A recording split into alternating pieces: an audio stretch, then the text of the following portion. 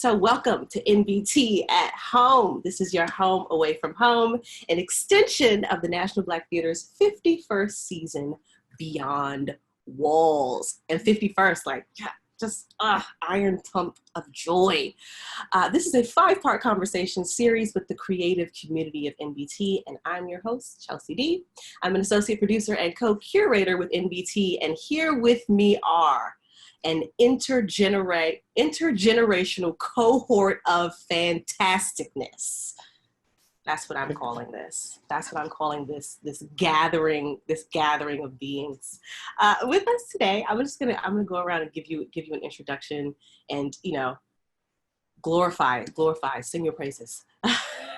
With us, we have Nia Farrell, a creator, performer, and Afrofuturist who focuses on developing new work that celebrates the dreams of historically misrepresented communities. She is a member of the 2019-2021 Soho Writer-Director Lab, where she is developing a map to nowhere.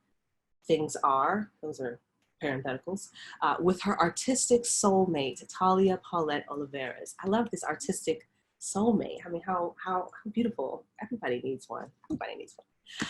Also joining us is nicHi Douglas, playwright, choreographer, director, actor, dancer, mentor, teacher, setter of movements upon all bodies. I've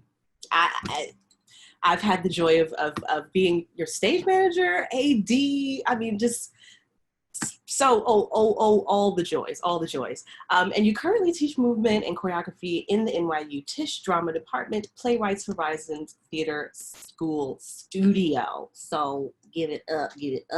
I also just want to circle back for a second to Nia, who has been also running the social media engagement of NBT and also this conversation series. So Nia's been, she's on the panel today, but she's also been running these things and saving us week after week. So thank you.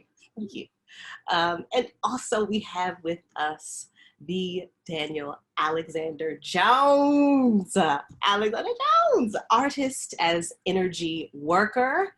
Work includes plays, performance pieces, recorded music, concerts, music theater events, essays, and long-form improvisations, energy being the true medium. Jones's critically acclaimed performance pieces recorded 5 albums of original songs as his alter ego, Jemima Jones.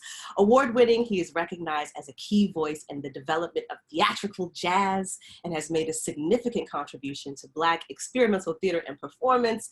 Jones is a professor of theater at Fordham University, where he runs the playwriting track. Okay, that is who is in the building. That is who is in the building today, tonight, wherever, this afternoon, wherever you are. That's right. This is who has assembled. I feel like this is like, you know, coming together of superheroes. Justice to you. I don't know, I'm getting it wrong. So welcome. Welcome, everybody. Today we're talking about the writer and thinker, ADRIENNE Maree Brown. We're talking about more Afrofuturism, and this is actually our last day of really focusing on Afrofuturism. We're gonna branch out into another conversation for next week, but it's never our last time talking about Afrofuturism. But for this conversation series, we're rounding it out today.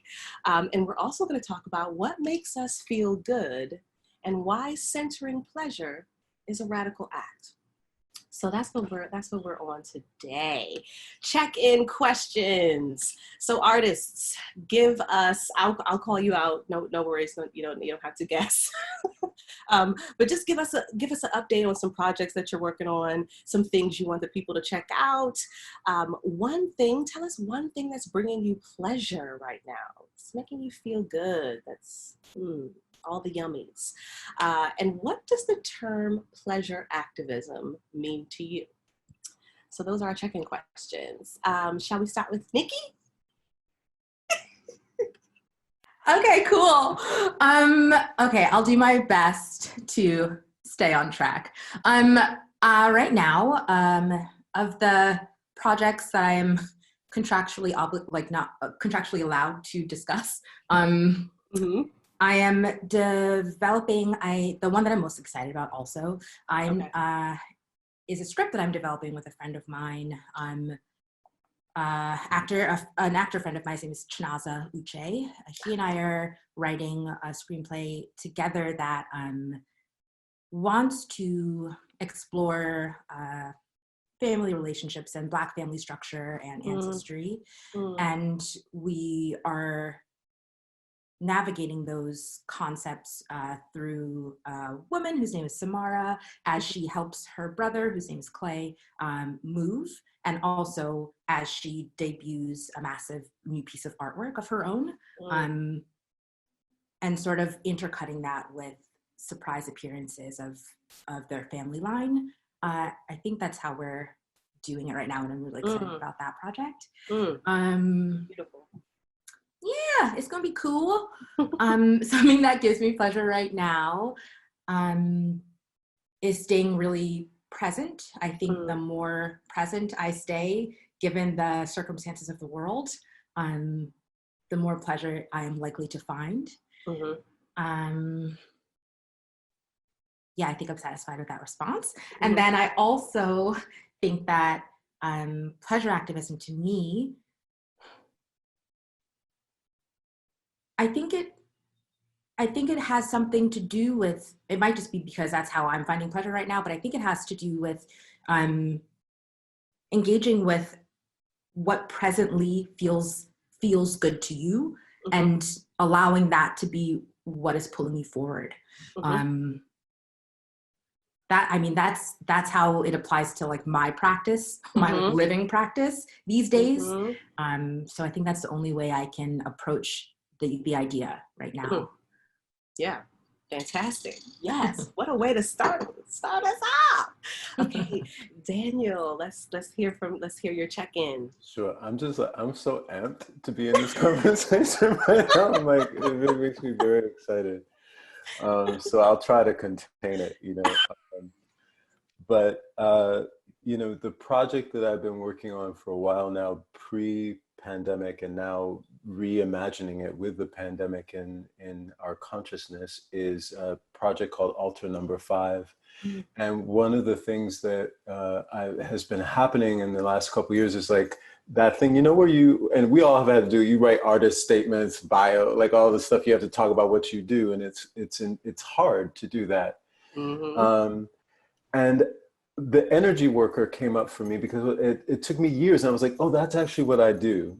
And then more an understanding that everything I've made for theater in the last 25 years is actually an altar, because it's something you assemble, it comes together, you bring in the spirit, something moves in the room, and then it goes. And I was like, okay, well, if I had learned that 25 years ago.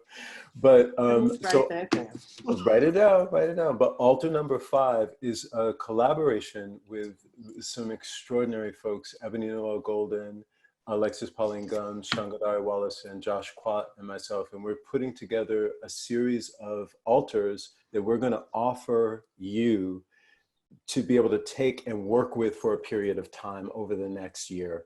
And so it's huge, but it also feels right in line with where I feel like my own practice is moving, which is toward a more naked relationship to metaphysical work. And something that's bringing me a lot of pleasure right now is that work, like being able to, first of all, sleep. I realized I hadn't slept through the night in like 20 years. I was like, suddenly having to get still and having to be with my own rhythms allowed me to start dreaming again in a way that I could remember when I woke up. So, and that's always a way that I feel like spirit talked to me, or ancestors would visit. And so now that channel's back open, and I'm like, oh, I feel good about that. Very, very good about that. And what's the other thing? I didn't say the other thing. Pleasure activism. Activism. What is that? What does that mean to you? Yeah, for me, this is a big idea, but it is the application. We're watching all of these systems crumble that are systems that have had stories about us and for us. And so their stories are crumbling too. So what brings me a lot of pleasure right now is to witness how many people are claiming their own stories and rewriting their own stories, even if it's looking in the mirror and calling out a different way of seeing yourself on a given day. Or as we were saying earlier, like being able to be in the world and cherish the sun and the birds and the flowers in the midst of, I mean, we're not in any way minimizing what we're looking at. To say that there's something about centering our life force, that brings me pleasure. And so it's vicarious. I'm just watching so many people do that. And I'm like, yeah. Yeah. So Yeah. that's my answer. Thank you for the little senior moment catch up. Say intergenerational cohort of fantasticness. Okay, we're here for all the rhythms, Okay, Nia, check in. What's happening? What's popping? Yes.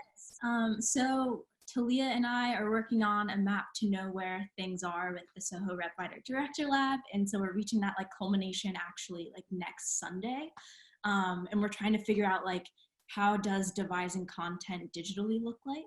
So we're creating like a website that'll be part like trapdoor, part submission form, part experience, just like help bring people together to share an experience that will hopefully apply to an in-person sharing next year. Nice. And so that's been like really fun to explore with her. In terms of what's like personally bringing me pleasure right now, I am loving showers more than I ever have before. Like this sensation of like warm water, cold water, whatever I need, that kind of like just tactile experience that I think has been missing for a little bit. Showers are missing every day.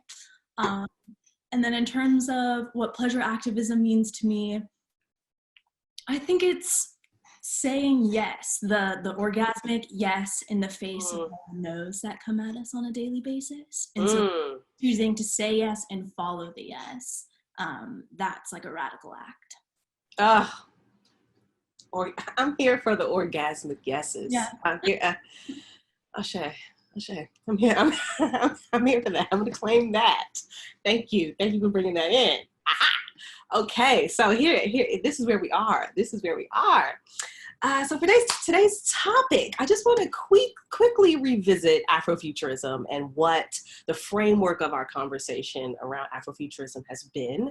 And the main premise is that Afrofuturism occurs anytime a Black person, and we mean a global Black, Pan-African concept of Blackness, anytime a Black person envisions a place beyond now, and imagining the future as peoples who are generally, not always, but generally dealing with oppressive circumstances, having the capacity to imagine is a radical act. Imagining and going into the future is something that is in and of itself disrupting the power structure. I was actually listening to Nikki Giovanni speak on a panel with Angela Davis as part of it was like a Girl Trek event. And something that Nikki Giovanni said that stuck out to me, and I was like, ooh, I think she just named like Afrofuturism for me. She said, we are the product of the collective imagination of our ancestors. And I think about Afrofuturism, and we've had some conversations where people have pointed out, like Carl Hancock Rux, that as descendants, we are both living in the present and the past and the future. We are constantly traversing all of these. So Afrofuturism is our entire experience even. So the radical nature of our imaginations is what we've been celebrating. And I think even though we're kind of rounding out our conversation about Afrofuturism today, I mean, it's Afrofuturism today, Afrofuturism yesterday, Afrofuturism tomorrow. That is what it is. So that's big frame. And also in celebration of the folks we've been talking about this week, we commissioned, and this visual artist is like, oof, it was such a dream to be able to even just have her interpret these figures and to create a series of portraits that highlighted our Afrofuturist thought leaders. This artist's name is Makeba Keebs Rainey. Check her out at Just Keebs, and I have a little presentation that I will be showing you right now of what she created. Let me just get myself together here.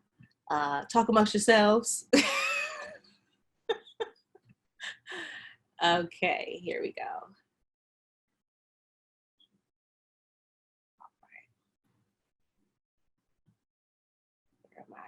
Okay, now I have to come here. I have to share my screen.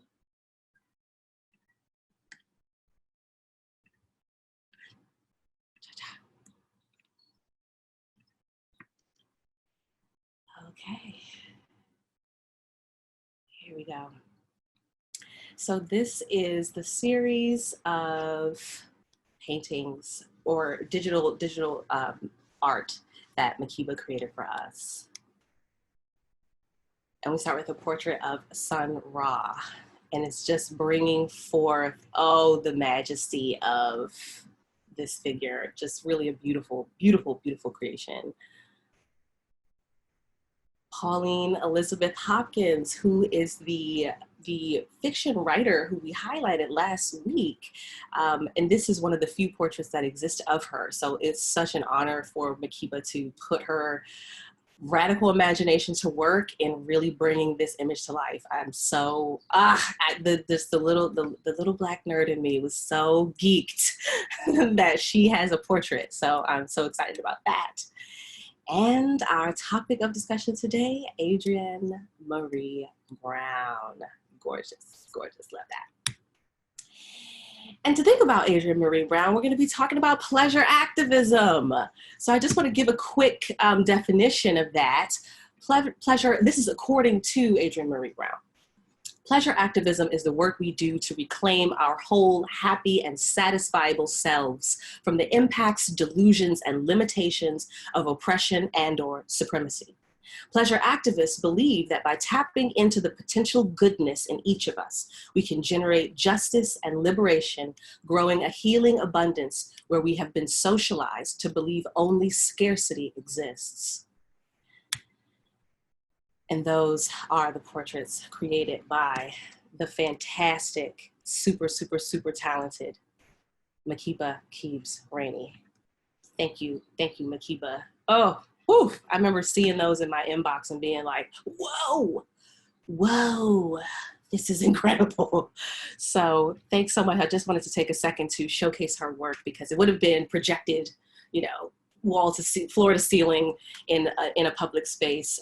So I wanted to just give some honor to her work. So thank you, Makiba. Okay, dokey. So we've talked a little bit about pleasure activism and Adrienne Maree Brown, definition of a multi-hyphenate creative. She's a writer, a sci-fi Octavia Butler scholar, organizational healer, facilitator, life, love, relationship, work coach, network weaver, speaker, singer, doula, pleasure activist living in Detroit. So that's just a little bit, and I feel like that's just scratching the surface of, Nikki's like, yeah, scratching the surface of who Adrienne Maree Brown is. So that is the framework of our conversation. And our first question is just basically, would y'all consider yourselves pleasure activists? Would you consider yourself someone who's practicing these notions? I'll start with Nia. Yeah, I would say that it's a term that like I'm recently coming into and wondering like how pleasure activism can not only be something for myself, but for like the generations behind me. I feel like my vessel is kind of reaching a point where it's like this ancestral history is within me, and like pleasure activism is the tool in which I'll be able to release some generational trauma that's like running through these veins. So I would say that it's like a recent practice at like bringing into my personal work and my like artist work. Okay.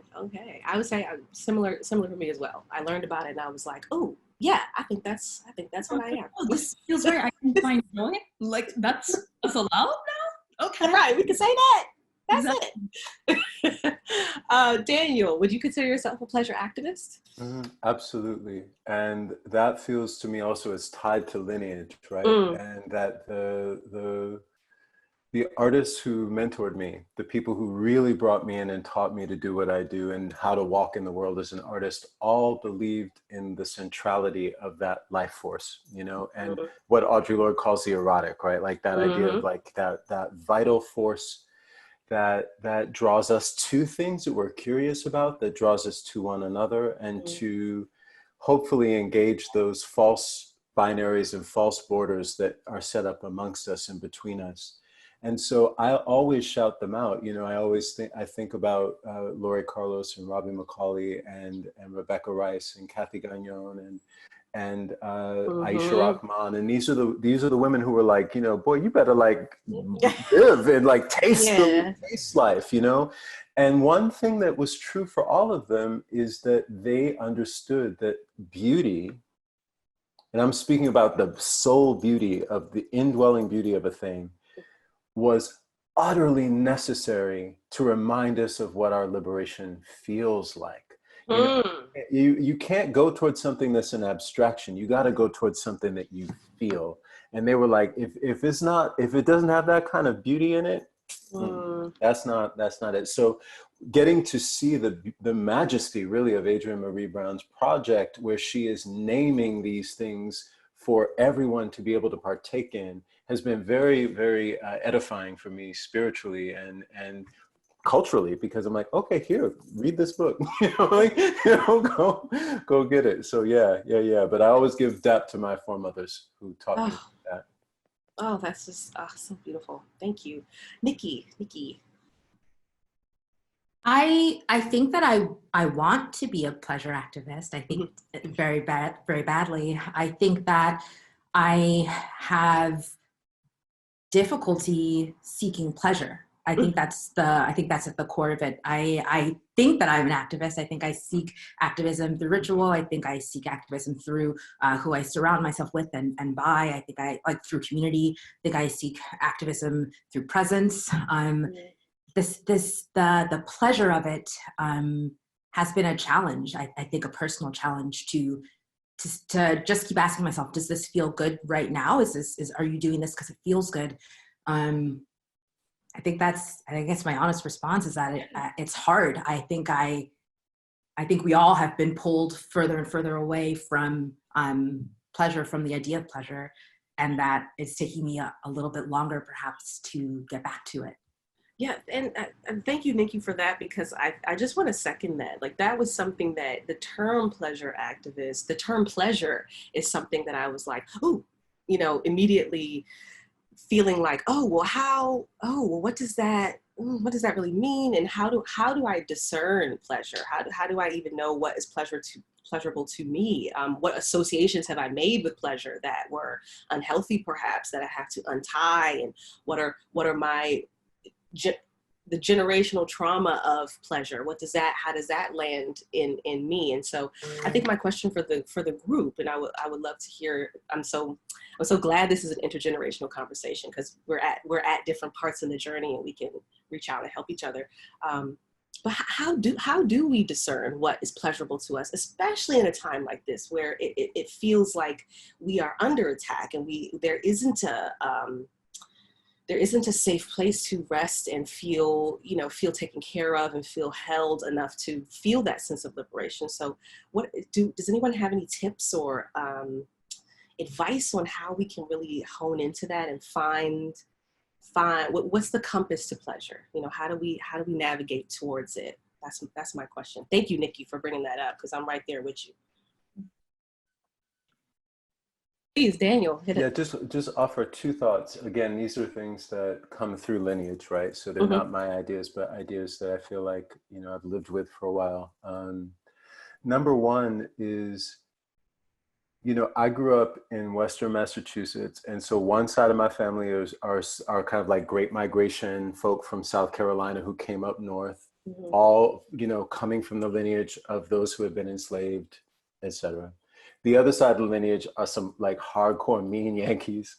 So like on both sides, work ethic and the idea of pleasure is something that was suspect, because pleasure was either tied to idleness, the devil's workshop, or the danger of letting your guard down and being vulnerable, right, to someone else's negative energy or you know, desire to kill you, basically. Yeah, basically. So there's this sense always of this anxiety around anything that was pleasurable being something that was either going to be temporary, and again, suspect to violation, or something that was actually not worth anything, not productive.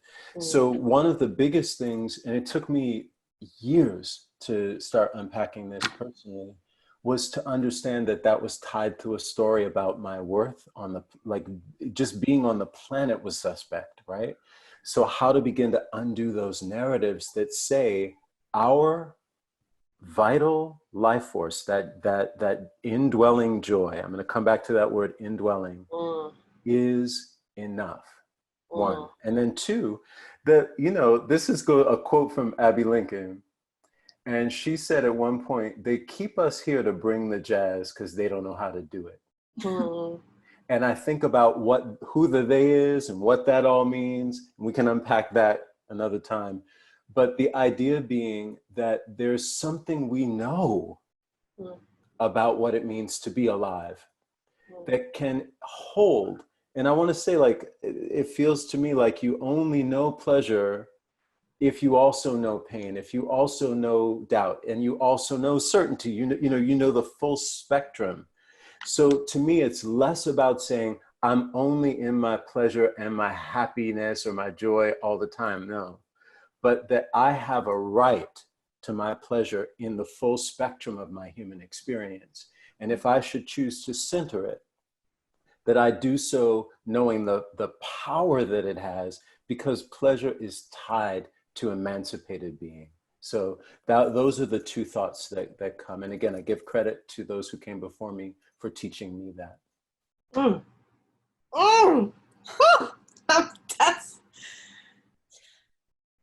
It's just what I needed. Just what I needed, Unfortunately, I do not have tissues near me, so I'm gonna have to hit it with the side of my shirt right here.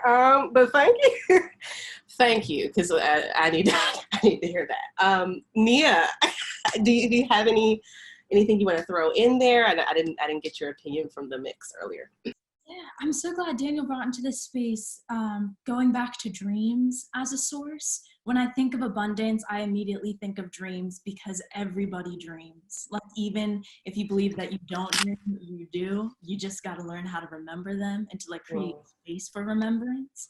And so I've been taking a lot of naps because dreaming is where I find my imagination and what I wish and what I hope and where I figure out things that are going on in my daily life, and it's my training ground for what I want to do in my actual life. And so I recommend finding time to dream, whether that be at night, during the day, while you're sitting on a Zoom call and you feel like you need to tap out for a second, just leaving space for you to not be responsible for your imagination and to just let it run free.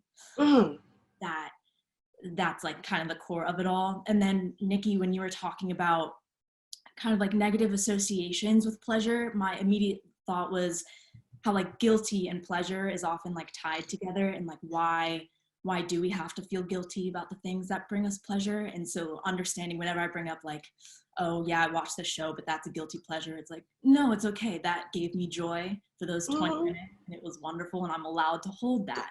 Nashville can be a pleasure. Okay, Too Hot to Handle is good television. Okay. It's, I can't explain it. It gives me joy sometimes. It's satisfying. I'm here for it. It's fine. I'm here for it. And actually, that was such a beautiful segue, Nia, because something that's so invigorating to me is this, it's an Instagram page that I follow. It's called Nap Ministry. And if you look up at the Nap Ministry, it's a movement. It's a Instagram. I don't even know how to explain it, but it is a way of thinking. And maybe if other people are familiar, you can hop in and help me explain this. But it's this radical idea that by resting, you are coming in, you are connecting with the rhythms of power, you are connecting with the rhythms of resilience, which is going to give you the strength that you need to do the next thing that you have to do. But we are oftentimes, because of the capitalistic society that we live in, the grind culture, the constantly having to work, like you mentioned, Daniel, the work ethic, the idleness, devil's playground mentality of you always have to be doing something. Capitalism, producing something. You always have to be producing a product of some sort.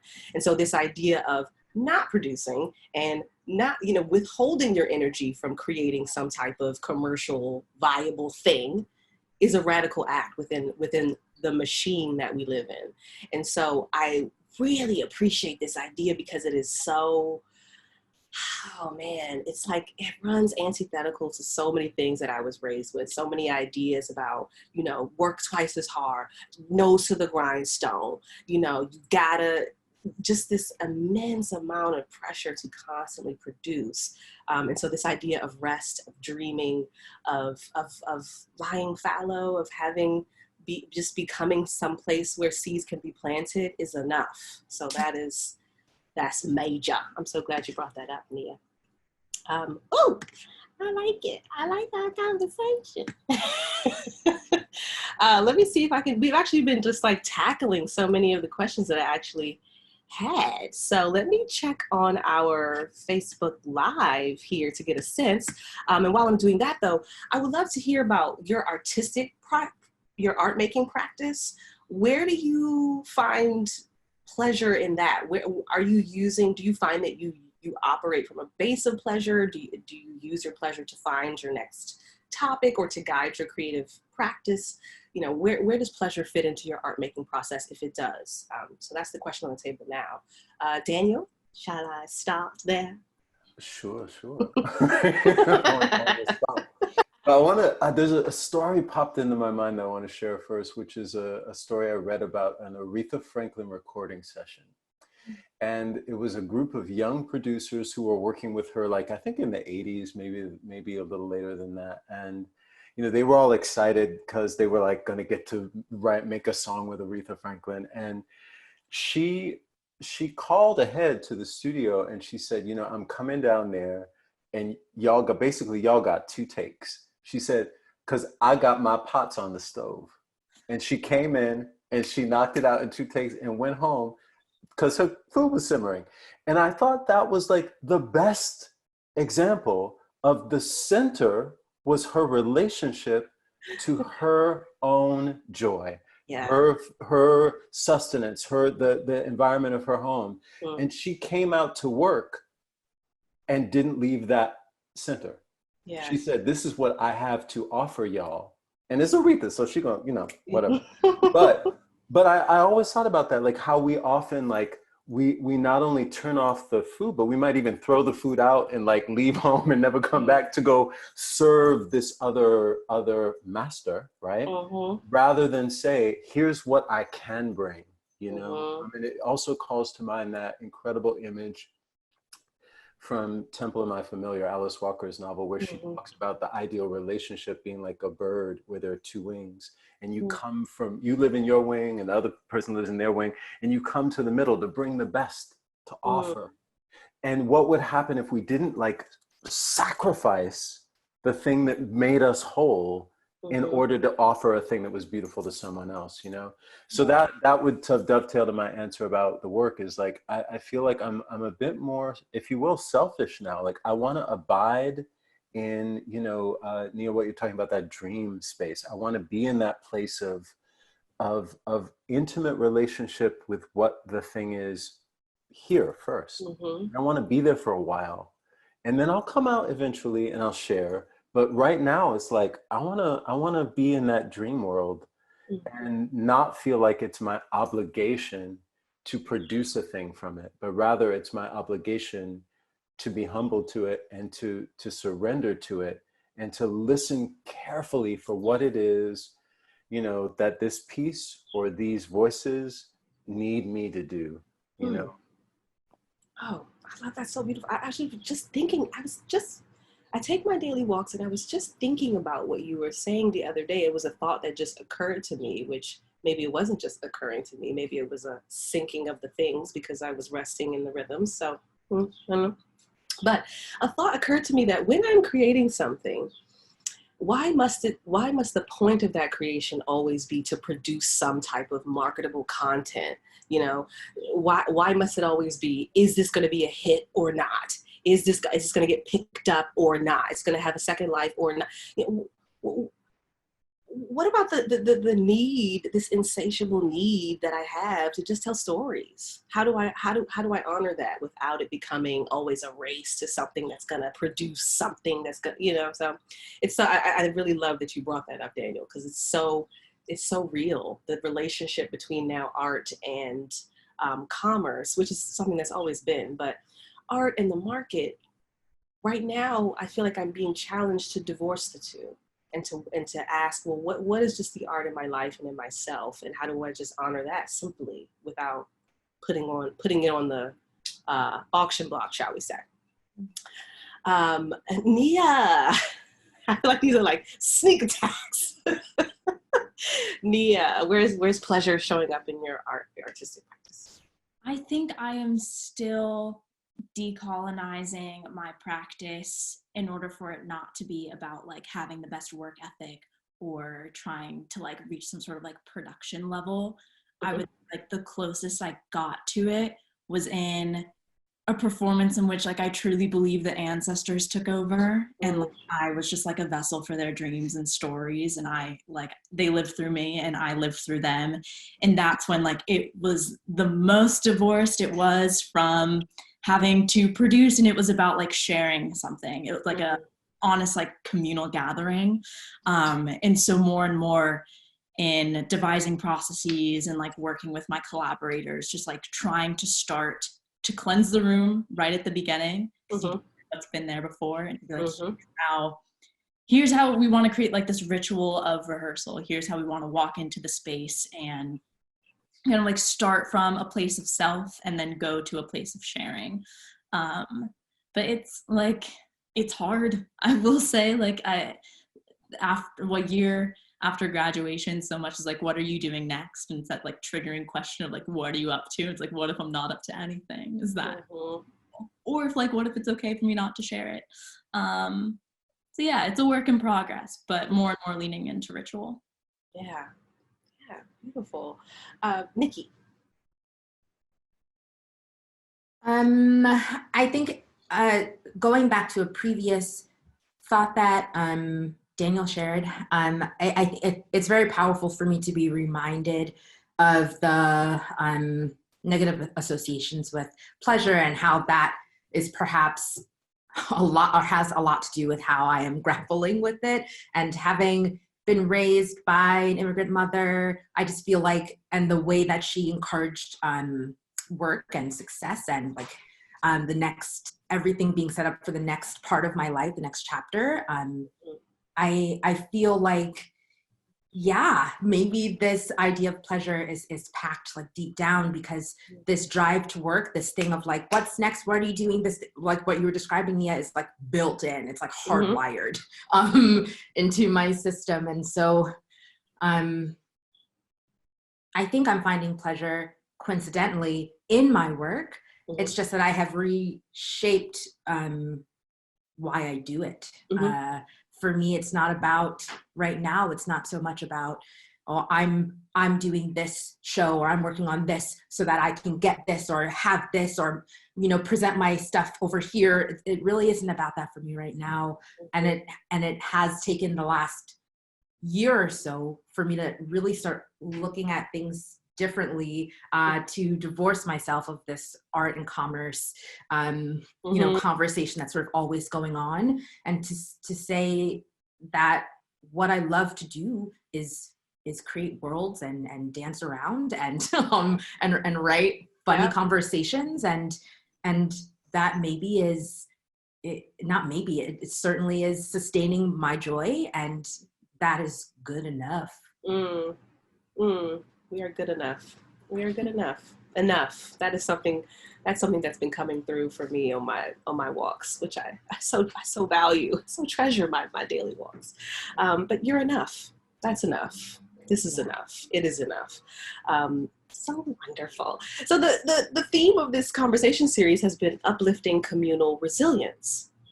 And so what I've been trying to do in these conversations and through these kind of thought leaders around Afrofuturism from different eras, what I've been trying to figure out is just assembling like a toolkit of some real handy dandy, you know, actually I have behind me here a showcase of my collection. Let me just bring this in a little closer for you, for you to check it out. This is my collection of Black women Afrofuturist writers. We've got some Octavia Butler in there. We've got Nnedi Okorafor. We've got some N.K. Jemisin. I mean, like, oof, wow. These are just, they have been roadmaps for me. They have been what I've been returning to in terms of, I'm thinking specifically of Octavia Butler's Parable of the Talents, Parable of the Sower, where you have an entire religion that is, or spiritual practice that is created with the idea of change and getting used to change and responding to change as its central core premise. And so I've been thinking a lot about that. Like, well, what is the toolkit? What do we need in our toolkit to get us to the next place? So that's one of the last questions I'm going to ask for the evening. Let's see who wants to start us off. Daniel. Oh, you two times in a row. Okay. So, all right, I have okay, let's go ahead. Things and then one other thing. So, okay. You know, sister friends for me. So I would recommend all of Alexis Pauline Gumbs' work. I would go to the mobile homecoming site and watch Alexis and Shangodare's Sunday morning sermon sessions. I would avail yourself of the chance to listen to two of my dear friends' podcast series. One is Sharon Bridgeforth and her series, Who Your People Is. And it is 2 seasons of extraordinary conversations with artists and activists. The first, all folk under 30, and this last year was like a wide range of different artists. And then Helga Davis, who has a podcast called Helga that's on WQXR. And she similarly is having these very intimate conversations. So I bold-faced, I go to the people that I love to be inspired, you know? So they're all doing things that are public now, so go hear them. And then the other thing is a thought, and I was thinking about NBT today and this anniversary, and when I was 23, I got the chance to interview Barbara Antier. And it was it was just an extraordinary day, and she, you know, welcomed me to her home, and I just kind of hung out for the day, and then I did a formal interview. But just getting to be around Dr. Tier and her inimitable aura, like she was so distinct from anybody and then also even in the organization, there was something about her where you're like, oh, she's a visionary, right? And one of the things she said to me, she said, let me just explain to you how I operate. And she said, and why she kind of had to make her own place. She said, if I look at a little girl or I should say, if the world looks at a little girl who says, I want to be a ballerina, the assumption is that she needs to be trained into becoming a ballerina, and she needs to be put through these paces and shown the different steps and drilled and that it will be developed in her. She said, I look at the child and I know she already is. And my job is to create the environment where that thing that is naturally there will emerge. And I provide every structure necessary for her to grab onto, but I assume from the get-go that anything she can imagine, she already is. And so that's my other tool, is like to look at ourselves and say, what do we already know? What do we already know? And then what are the circumstances we need to create for ourselves and for one another, right? What gift can we give one another to say, I see you, and I'm gonna help you cultivate that thing on your terms. Love it. Just writing these things down. Nia. I'm gonna lean into the elements because they have been like really helpful for me. So drink a lot of water, get as much sun as you can, stretch for like 10 minutes at least every day. Take deep breaths before and after every Zoom call and to like look around, regain your like your ability to look. Just your eyes don't have to be focused on the center all the time. And if you're ever feeling stuck, change something. And how you're sitting, what you're wearing, your hairstyle. You are a transformative being, and change is within you, and you always have the capability to change. Oh. Change. Earthseed. That's the name. That's the name of the religion that created, and that I think is one of the main principles. Change is ever present and always within you and always happening. Come on, don't fight it. Okay, nicHi, toolkit. What goes in the toolkit? I think the thing that goes in the toolkit for me, I think, is sort of an amalgam of some of what Daniel was sharing and some of what Nia was sharing. Yay. You know, I refer to emergent strategy often. Adrienne Maree Brown, obviously the umbrella under which we are meeting right now, and also my birthday twin. I just feel like I want more people to know that she and I have the same birthday. Anyways, and she talks about, I think, what she calls collaborative ideation. Right, which is that if we come together essentially and bounce all of our ideas around, we will collectively create solutions for anything we need solutions for. And so, yes, to the squad that you are naming, Daniel, all of those, a lot of women, a lot of Black women, which I'm like, thank you. Yes, more of us in more spaces, please. And a lot of feminist scholars, and if we are collaborating, we should also be collaborating with the earth, because here we are on top of her. So why are we not looking to the sky? Why are we not looking to the earth? Why are we not looking to, you know, nature itself for more of the solutions that we need? So I think collaborators go in the toolkit. I think thoughtful, intentional collaborator building goes into the toolkit. Yes. Nia, what is your partner called? Artistic soulmate? Is that? Oh wait, no, you're Talia. Yeah. Yeah, she's my artistic soulmate. It's like that easy NYU story where we were like together in the same dorm on Weekend on the Square, and then we're like, I like your art. Do you want to hang out? And then 5 years later, it's like, oh, okay, let's do this. Yes. You know, and that's it's so important to have somebody who's in the space echoing and helping you bring this idea forth into the world. I have a partner, her name is Zenzele, and I call her my creative doula. She helps me birth these ideas and get me over the hump of like, oh my God, I can't believe I'm doing this. I don't know if I'm able to do this, and usher this idea into the world. We all need people to help us with that. It's not, there's no shame in coming together and leaning on one another. I really think that just the disaster, catastrophe, crisis that we find ourselves in,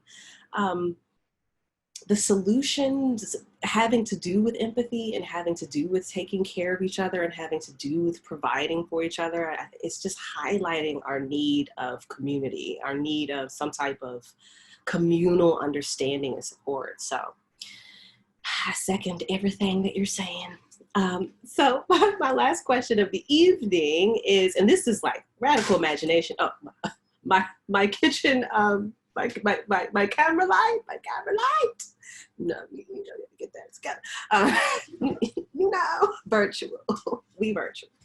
But so the last question of the evening being, what does PQ, what does post-quarantine look like for the arts, look like for artists of color, Black artists?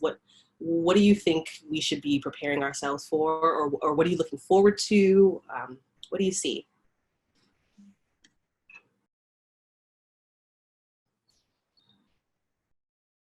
Okay, I wanted to give everybody a second to think. And then nicHi, do you want to start us off? Sure, it's not hopeful. I'm so sorry. Or not immediately hopeful. I think it's hard because I've been doing some presence work to sort of not avoid the future or planning for it, but I think that there is something about the future that is incredibly terrifying to me. And so, especially because we are now going through, right, this, the novel virus, coronavirus. Yeah. I think I see two things, right? Which is one, more struggle.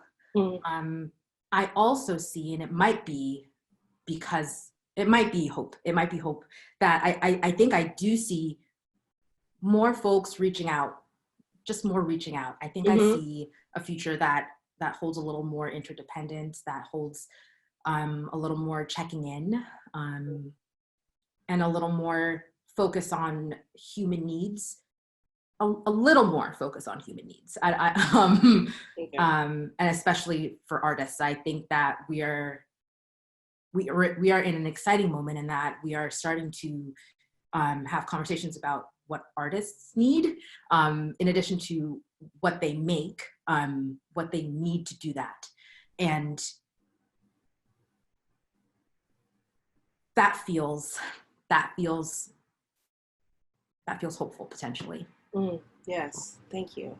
Thank you. And I mean, this is such a large question, and I mean, how? This is just an imaginative exercise. Thank you, nicHi. Nia, thoughts?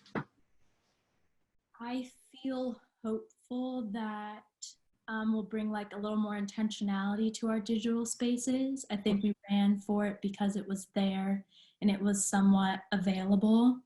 But I think we actually need to like slow down a bit more.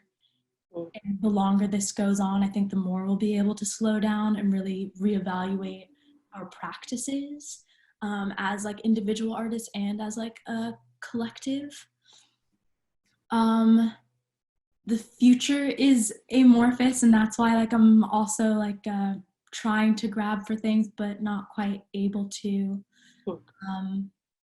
I agree with nicHi that I think it's going to be like more turning towards each other rather than like reaching for far off leaders or for a singular thing to change everything. It's going to be a domino effect of like small shifts that we make with one another. Yeah, thank you. And Daniel, round it out. I agree with everything that's been said, and feel it, you know, and I you know, nicHi, I'm very keenly in alignment with, I think there's a lot more difficulty ahead.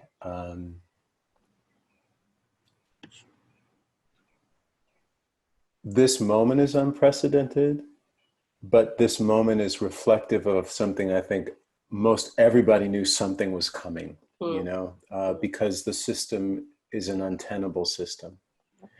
And so while I can't see what's next, I know something about this threshold, and the thing that I'm urging everyone I love and myself to do through the work and just interpersonally is to practice letting go of what we get attached to, so that you can be responsive and flexible and trust that you can bring forth what you need to bring forth in the moment.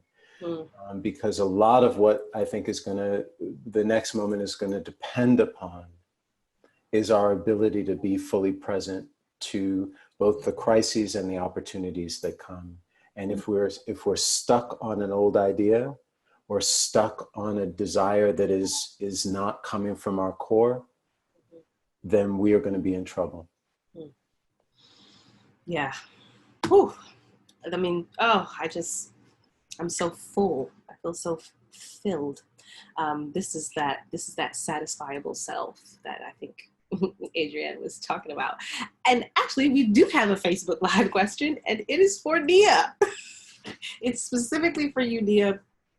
Nia, someone wants to know, I'm curious about how, for you, the future plays into the way you build and create. How do the ideas and wants of the future sustain you in the present?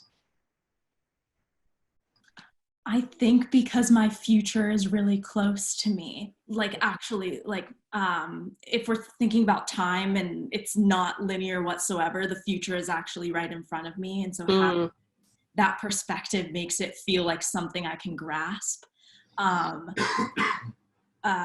really love mundane Afrofuturism, which is looking toward Black humanity versus science fiction technology as the means of reimagining. And looking towards the earth and what we have in this moment, that brings the future so much closer. So in relation to my work, the idea of like tangible tactics is something that like is infused in all of it. Like, what can we do today to help us tomorrow? What did you called it mundane? Yeah, what was mundane Afrofuturism. There's a manifesto online, and I think it was based off of mundane Afrofuturism in literature, and then someone translated it to theater. Wow. Yeah. Oh, thank you. That reminds me so much of what Kendriana Washington, when she was on last week, was talking about a novel that she's working on. And I think that is what she was describing, this mundane Afrofuturism. Like, I wake up, the Earth's magnet, we have figured out this abundant resource. It has changed how we interact on a day-to-day basis, but we are, the story is not focused on the amazing technological advancements that we make in the future. It's more so how we're using the thing, almost a going back to get the most critical ancestral knowledge and then really moving forward based on that. And so, mundane Afrofuturism. I love that. Just want to add one thing. Yeah. A thing that I wrote a long time ago, but I keep coming back to this phrase, like every act of imagination is simultaneously an act of remembrance. And that we are really being invited to remember ways of being with the earth, as you all are talking about, that they're on our bones. We know them. Even if it's not in your lived lifetime, you know it spiritually. So to reacquaint yourself with those impulses, and I do think they come through dream. I really think they visit us in those impulses. Even when you're out going for a walk, and you get that feeling about, a particular part of the natural world, to open your ear up and remember, memory is an action. Toni Morrison, remember. Yeah. Oh, I love that. Oh, I love that.